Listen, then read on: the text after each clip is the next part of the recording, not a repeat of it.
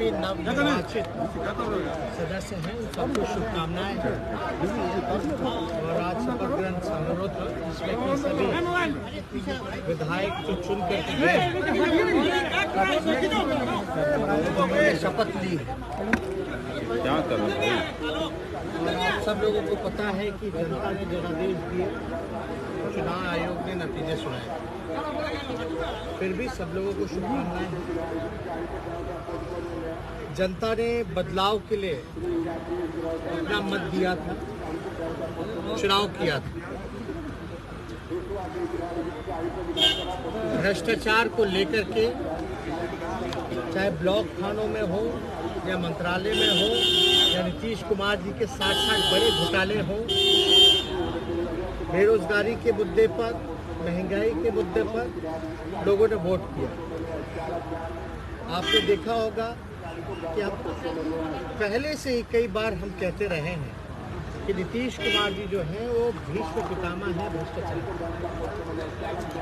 और उन्होंने चोर दरवाजे से फिर एक बार सरकार बनाने का जो काम किया वो भी जानते हैं और देश की जनता भी जानती है कि कैसे उन्होंने सरकार बनाया।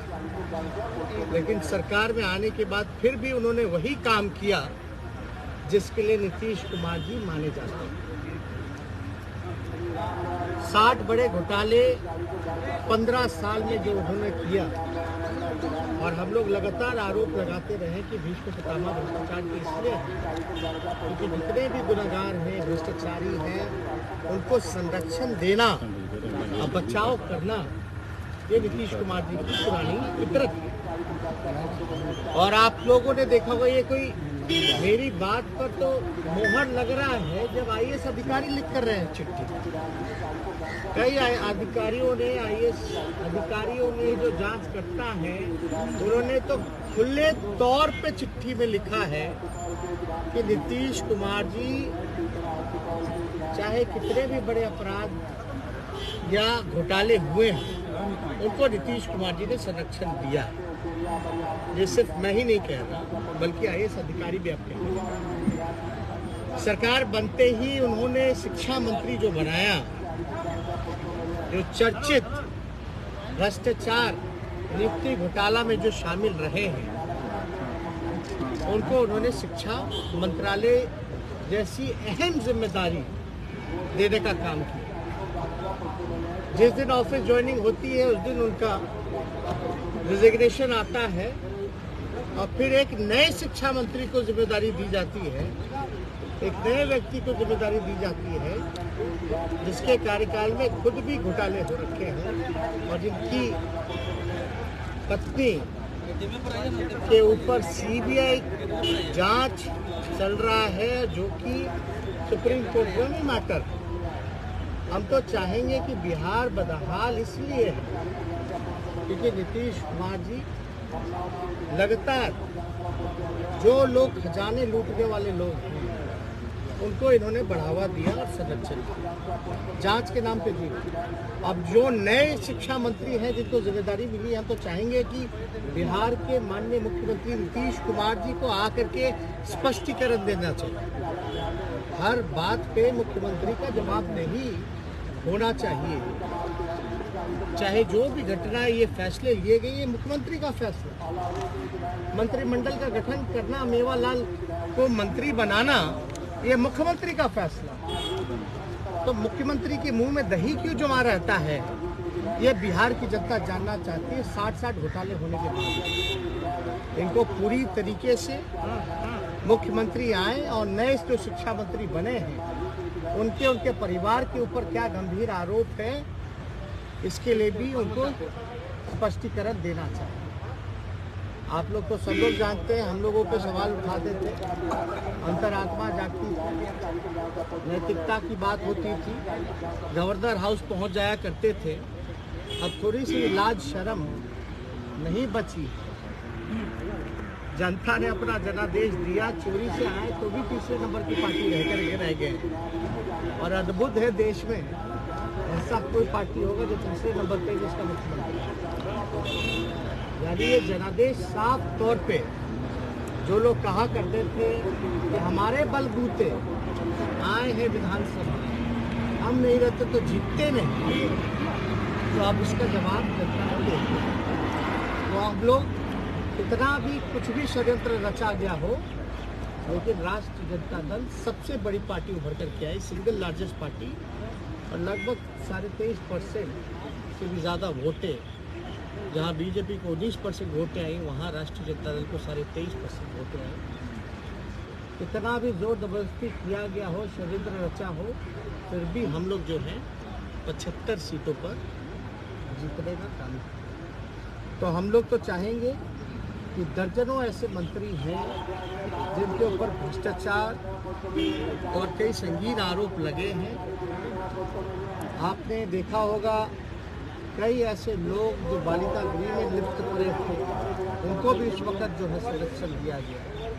हमको तो ज़्यादा कुछ नहीं कहना, सुप्रीम कोर्ट के फटकार के बावजूद भी नीतीश कुमार जी में कोई सुधार नहीं रहा, कोई लोक लज्जा नहीं बची। तो अब जनता जो है वो देख रही है, अब जनता जवाब। तेजस्वी, एक सवाल, विरोधी कह रहे हैं कि भ्रष्टाचार के आरोप पर मेवालाल चौधरी ने इस्तीफा दे दिया। जब भी ऐसा कोई मामला आता है नीतीश कुमार कार्रवाई करते हैं, लेकिन आपके ऊपर भी ऐसे ही मामले दर्ज हैं इन्हीं धाराओं में। तो क्या आप जो बतौर नेता प्रतिपक्ष है उसे वो पदभार ग्रहण करेंगे? अब एक बात बताइए, हम मंत्री कब थे, उप मुख्यमंत्री कब थे?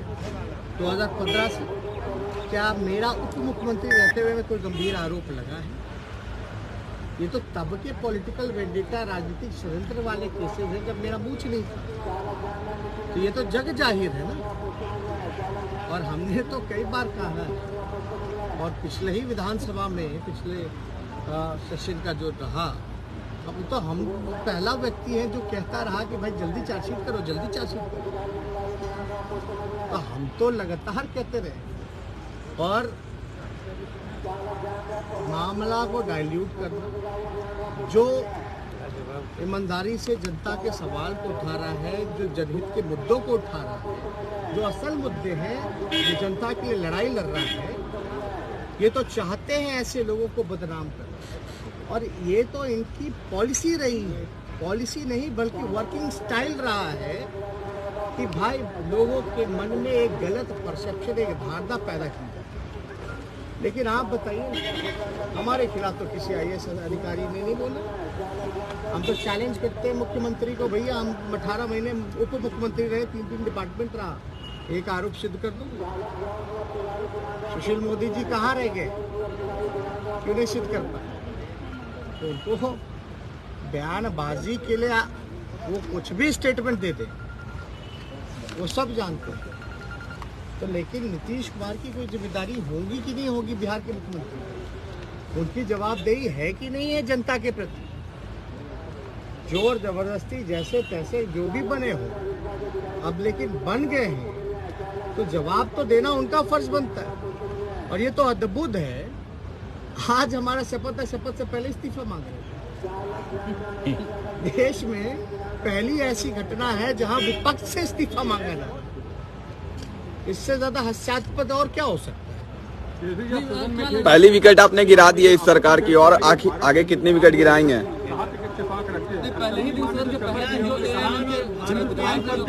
हमने सरकार चोर दरवाजे से आई, पुराना इतिहास भी चोर दरवाजे का है, इस बार भी चोर दरवाजे से आई है। जनता ने जो जनादेश दिया, महागठबंधन की जीत हुई है। फिर भी जो भी हमारी जिम्मेदारी है, रोजगार बेरोजगारी को लेकर हम लोगों ने चुनाव लड़ा था। हम NDA गवर्नमेंट को, बीजेपी के और दूसरों को चैलेंज करते हैं और चुनौती देते हैं। अगर आपने एक महीने के अंदर अगर आपने 19 लाख रोजगार नहीं दिए, तो जो जनता ने हमें 1.5 करोड़ से हम ज़्यादा, लगभग 1,24,00,000 के आकर 1.5 करोड़ के आसपास जो मत मिला है, उनके साथ हम लोग सड़कों पर मिले। भले ही जनता का जो जनादेश है, जिसकी उन्होंने हाईजैक करने का काम किया, लेकिन ये हम लोगों को सड़क पर आने से नहीं रोके। हमारी लड़ाई, हमारी जिम्मेदारी, चाहे हम पक्ष में रहते तो हमने तो समय सीमा बताई थी कि हम पहले कलम से पहले मंत्रिमंडल की बैठक में हम जो है 10 लाख सरकारी नौकरी दी, लेकिन बीजेपी के लोगों ने ना तो तारीफ ना तो समय में कुछ। अब जनता इंतजार नहीं करेगी। बिहार बेरोजगारी का केंद्र बना है और 1 महीने के अंदर अगर 19 लाख रोजगार अगर इन लोगों ने नहीं दिए तो जनता के साथ जन आंदोलन हम सड़क पे उतरने का काम करेंगे।